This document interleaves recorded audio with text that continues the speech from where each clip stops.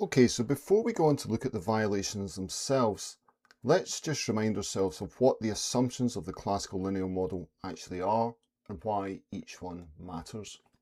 And I've summarised these in this table shown in the slide. It summarises 5 key assumptions, their formal statements, why they matter, and what happens if they're violated. So please take a look through this. Let's go through the assumptions. So the first assumption is that the model is linear in the parameters. That is to say, the conditional expectation of y given x is equal to x beta. Now this ensures that we have the correct functional relationship between x and y, and if it's violated, we're going to get bias or poor fit. And that's the motivation for the material that we'll cover in part 1 on transformations and specification. Second assumption we've made is that the design matrix has full rank, written here. If x is rank deficient, as we call it, the regression, the parameters are not identifiable because this x transpose x will not be able to be inverted. So if x is rank deficient, the regression cannot be estimated uniquely, and multicollinearity, which we'll cover in section 6.5 of the lecture, is the practical version of this problem, where we have strong correlation between covariates that prevents x transpose x being invertible. The third condition is exogeneity. This is actually an extremely important condition for unbiasedness. What we're saying here is that the expectation of the error term given x is 0, or in other words, the covariates are distributed independently of the error term. If this fails, we get biased and inconsistent parameter estimates. We actually won't say much about this one today because I'm going to cover that later in the lecture series in lecture 10. Fourth, we made the assumption that the errors are what's called spherical. That is to say, the variance of the error terms is sigma squared times the identity matrix. In other words, we have constant variance of the errors and we have no correlation across observations. This is important to make least squares efficient. If it's violated, OLS remains unbiased, but it becomes inefficient, and on top of that, our inference becomes invalid. And that's going to be the subject of part 2 of the lecture. We're going to look at what happens when we have non-spherical errors. And finally, not one of the Gauss-Markov assumptions itself, but an assumption we make for inference is that the errors are normally distributed. We need this for exact finite sample T and F tests, and if it fails, inference has to rely on large sample approximations, and we can get poor inference in small samples.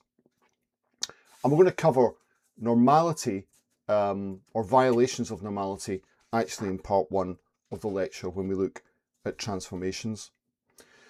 So in this lecture then, we begin by considering model specification and diagnostics, and then we examine violations of these assumptions and the statistical remedies available when they do not hold. So this is kind of repeating the slide earlier on the lecture outcome. I just wanted to make it clear and align it with the previous table that we have on model assumptions. In part 1 on model specification, L6.3 will cover functional form, transformations, normality, and variance stabilization. L6.4 will cover regression diagnostics for identifying influential observations. And L6.5 will cover this problem of multicollinearity. That is to say, when we have near rank deficiency of the design matrix. In part 2, we move on to violations of the classical assumptions of Gauss-Markov. L6.6 will cover violations of the spherical error assumption, Gauss-Markov 2. And L6.7 will cover estimation and inference under non-spherical error structures. So solutions to the problem through generalized least squares, weighted least squares, and robust inference. So for motivation then, we're going from model specification to model diagnostics. In previous lectures, as I've said, we introduced the classical linear regression model, shown here, and we developed methods for estimation and statistical inference. But throughout that, we assumed that model specification was appropriate and the assumptions of the classical linear regression model hold. Now in practice, these assumptions are rarely satisfied for all sorts of reasons. Could be down to the data you've got, it could be down to particular properties of the model you're trying to estimate, and poor model specification can lead to misleading estimates and invalid inference. So that's what we're examining in this lecture. How can we improve model specification? How can we diagnose common regression problems?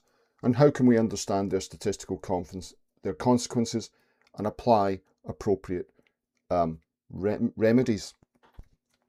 And really, a lot of this lecture is about applied statistical modelling. It's about practical work. And the key message really is as follows. What we should do when we're doing applied work is try and develop a well-specified regression model first, then assess whether the assumptions of the classical linear model hold. When violations of these assumptions occur, that's not the end of the world. It doesn't mean we need to abandon our model, but we need to understand their consequences for estimation and inference, and then select an appropriate remedy.